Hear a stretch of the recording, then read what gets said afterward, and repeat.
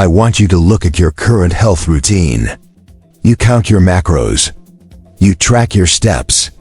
You take your vitamin D. You meditate for 10 minutes. You do everything right. But you still feel inflamed. You feel a low-grade hum of anxiety. You feel like your battery is perpetually stuck at 40%. Why? Because you have been sold a lie. The modern wellness industry has convinced you that health is a solo journey. It tells you that if you just optimize your body, your sleep, and your mind, you will be healthy. They are wrong. The single most powerful predictor of how long you will live and how well you will live is not your diet. It isn't your exercise. It isn't your cholesterol. It is the strength of your social connections.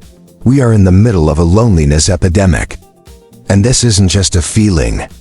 Biologically, loneliness is a toxin. The U.S. Surgeon General has stated that the mortality risk of loneliness is equivalent to smoking 15 cigarettes a day. It is more dangerous than obesity. It is more dangerous than physical inactivity. I'm Dr. Sight. Today, we are going to stop treating wellness as a solitary confinement cell. I'm going to show you the neuroscience of connection, why your brain needs a tribe to lower your inflammation, and give you the social prescription protocol, a science-backed plan to build the relationships that will literally save your life. First, we need to redefine loneliness. We tend to think of loneliness as an emotion. I feel sad because I'm alone. No, loneliness is a biological warning signal. Think about hunger. Hunger is a signal that your body needs fuel to survive.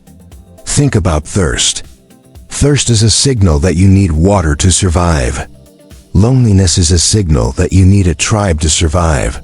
For 99% of human history, being alone meant death. If you were separated from your tribe on the savannah, you starved or you were eaten. So your brain evolved a safety mechanism for isolation. When you perceive yourself as lonely, your brain shifts into a state of hypervigilance. The brain's amygdala lighting up red. Your amygdala, the threat detection center, goes on high alert. You start scanning for social threats. You become more suspicious of people. And crucially, your body dumps cortisol and norepinephrine into your blood. You are in a chronic state of fight or flight, even if you are just sitting on your couch scrolling Instagram. What does this chronic stress do? It destroys you from the inside out via inflammation. When your body thinks it is alone and vulnerable to predators, it prepares for physical injury. It assumes, I might get bitten by a tiger, so I need to be ready to fight infection. To prepare, your immune system ramps up the production of pro-inflammatory cytokines, specifically interleukin-6, IL-6. This is adaptive if you are about to be bitten. It saves your life. But there is no tiger, just loneliness. So this inflammation simmers. It becomes chronic. It attacks your blood vessels, leading to a 29% increased risk of heart disease. It attacks your brain, increasing the risk of dementia by 50%. It disrupts your metabolism, leading to type 2 diabetes. You cannot green juice your way out of the cellular damage caused by isolation. You need people. Now, a critical distinction. Loneliness is not the same as being alone. You can be alone and feel peaceful, solitude. And you can be in a room full of people or even married and feel devastatingly lonely. It is about perceived connection. Do you feel seen? Do you feel safe? Do you feel valued? We need to cultivate your social biome, just like we cultivate your gut microbiome. You need diversity, and you need quality. There are 3 types of connection you need to be healthy: intimate, someone you can call at 3 a.m., partner, best friend. This lowers your deepest survival anxiety. Relational, people you see regularly who know your story. Friends, family. This provides context and stability. Collective, a group you belong to. Church, CrossFit, volunteer group. This provides purpose and identity. Most people today are missing number 3 entirely and struggling deeply with number 2. So how do we fix this? We cannot just go make friends. That is scary, vague, and often fails. We need a protocol. This is the social prescription. Step 1.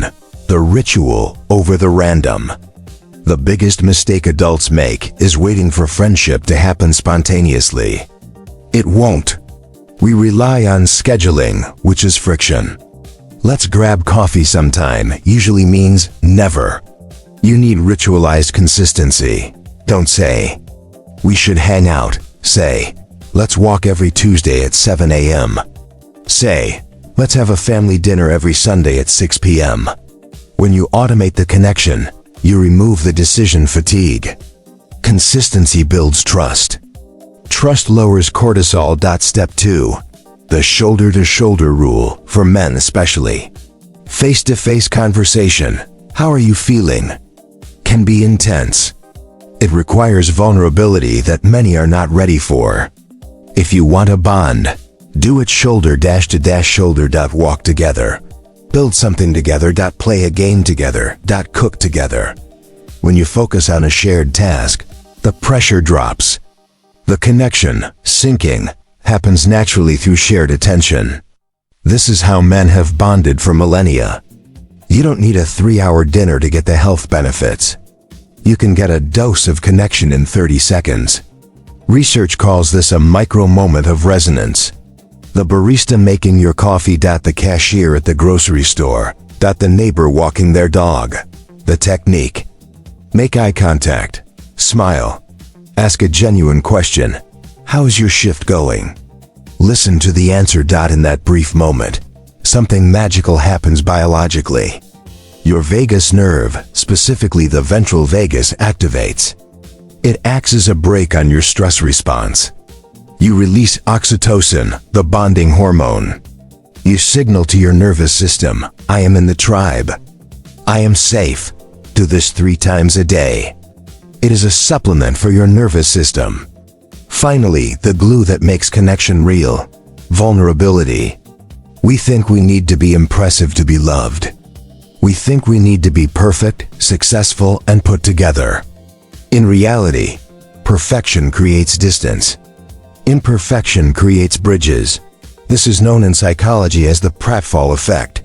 Studies show that competent people actually become more likable when they make a mistake or admit a flaw.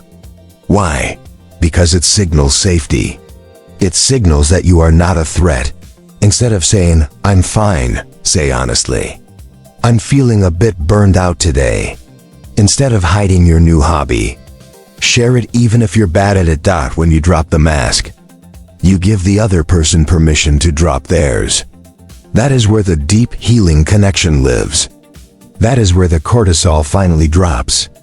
I want you to change your definition of health. Health is not just a six-pack. Health is not just a low A1C. Health is the capacity to love and be loved. We are herd animals. We wither in isolation and we bloom in connection. The most selfish thing you can do for your biological health is to be generous with your time and your heart. I have a challenge for you. A social dosage challenge. I want you to send one text right now to a friend you haven't seen in a while. Don't overthink it. Just say, thinking of you. I miss your face. Let's catch up soon. If you do this, type sent in the comments below.